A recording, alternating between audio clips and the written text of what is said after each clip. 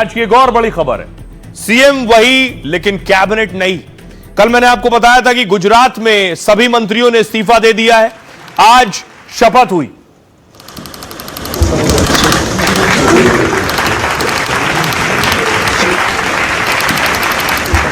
गुजरात में भूपेंद्र भाई पटेल साहब की नई कैबिनेट बन गई है। नए मंत्रियों ने शपथ ली। रमेश कुमार संघवी ईश्वરના નામે સોગંદ લઉં છું કે જીતેન્દ્ર સૌજીભાઈ વાઘાણી સ્થાપિત ભારતના સંવિધાન પ્રત્યે હું નરેશભાઈ મગનભાઈ પટેલ હું ભારતના સાર્વભૌમત્વનું અને અખંડતાનું સમર્થન કરીશ। હું શ્રીમતી રીવાબા રવિન્દ્રસિંહ જાડેજા ભારતના સાર્વભૌમત્વનું અને અખંડતાનું સમર્થન કરીશ। હું હર્ષ રમેશ कुमार संघवी ईश्वરના નામે अब हर्ष सांघवी ने शपथ लिए, डिप्टी सीएम का पद मिला और उसके बाद देखिए उनके समर्थकों में उत्साह और जश्न।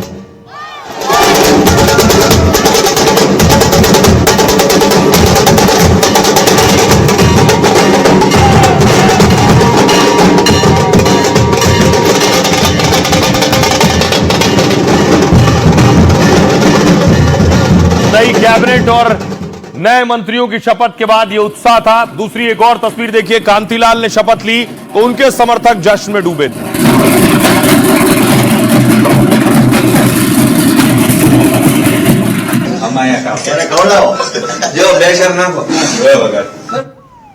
और उसके बाद शपथ के बाद देखिए खुद भूपेंद्र भाई पटेल का काफिला, उन्होंने आज कैबिनेट की बैठक भी ली।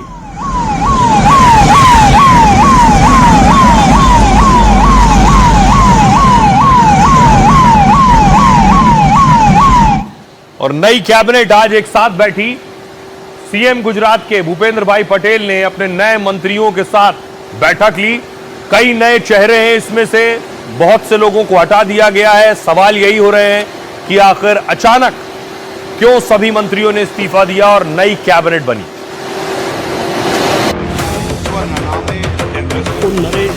હું શ્રીમતી રીવાબા सरकार वही है लेकिन तस्वीर बदल गई है। मुख्यमंत्री वही हैं लेकिन वजीर बदल गए हैं। ज्यादा मंत्रियों के साथ भूपेंद्र पटेल की ताकत बढ़ गई है। साथ ही हर्ष सांघवी को डिप्टी सीएम की जिम्मेदारी मिली है।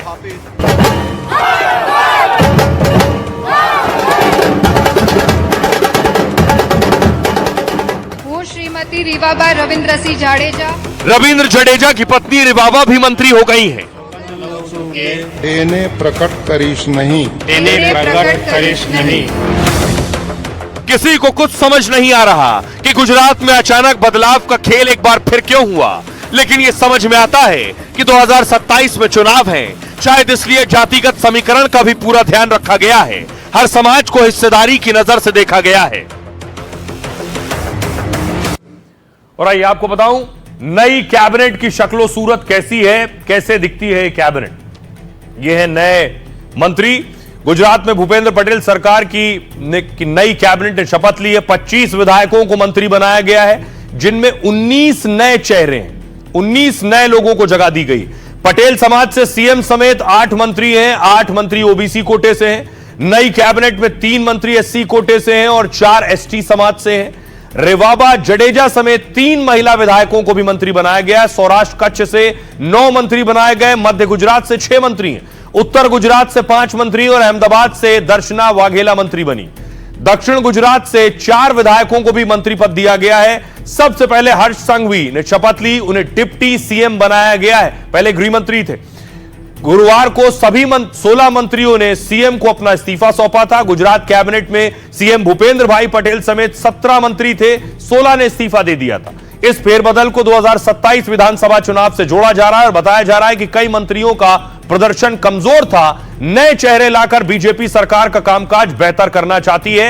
साथ ही बीजेपी पटेल कम्युनिटी को ज्यादा जगह देना चाहती है। बीजेपी सरकार में क्षेत्रीय और जातीय संतुलन भी बढ़ाना चाहती थी। अब देखिए जरा कौन से वो बड़े चेहरे हैं जिन्हें बड़ी जिम्मेदारी दी गई है और कौन से वो नए चेहरे हैं। सबसे पहले देखिए हर्ष सांघवी डिप्टी सीएम। सूरत के माजुरा से विधायक हैं हर्ष सांघवी। राज्य के गृह राज्य मंत्री रह चुके हैं। युवाओं के बीच बेहद लोकप्रिय चेहरा भी है। 27 साल की उम्र में पहली बार एमएलए बन गए थे। अगला नाम है रिवाबा जडेजा का। जामनगर उत्तर सीट से विधायक है रिवाबा। 2019 में बीजेपी में शामिल हुई थी। करणी सेना की महिला शाखा प्रमुख भी रही हैं। टीम इंडिया के क्रिकेटर रविंद्र जडेजा की पत्नी है। अगला नाम है अर्जुन मोढवाडिया, पोरबंदर से विधायक हैं। 40 सालों तक कांग्रेस में रहे हैं। गुजरात कांग्रेस के अध्यक्ष भी रह चुके हैं, लेकिन 2024 में बीजेपी में आए। 2022 का चुनाव कांग्रेस के टिकट पर लड़ा। कांतिलाल अमृतिया राज्य मंत्री, मोरबी से विधायक हैं। पटेल समाज से आते हैं। पुल हादसा आपको याद होगा, उसके बाद पानी में कूदे थे। इलाके में काना भाई के नाम से भी मशहूर हैं। शपथ के बाद सुनिए जरा क्या कुछ कह रहे हैं सियासतदान। मैंने शपथ ली है हमारे वड़ा प्रधान नरेंद्र भाई मोदी और अमित भाई शाह और हमारे मुख्यमंत्री भूपेंद्र भाई पटेल, हमारे प्रमुख जगदीश भाई पंचाल और हमारे संगठन महामंत्री रत्नाकर जी, सब ने मेरे पे जो विश्वास रखा है, सबका विश्वास से मैं अच्छा काम करूंगी और संगठन से लेके सरकार का भी अच्छा काम होगा और मुझे जो जवाबदारी मिलेगी उसको मैं निष्ठा से काम करूंगी। केंद्रीय नेतृत्व का खूब आभारी है। जनहित के सभी काम करेंगे।